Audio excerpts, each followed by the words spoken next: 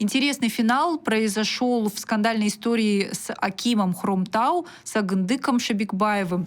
Ему вынесли приговор за получение взятки. О коррупционном деле в акимате Хромтау стало известно месяц назад. И если быть более точными, денег, видимо, хотели сорвать на предпринимателя, который за 27 миллионов тенге ставил детские площадки.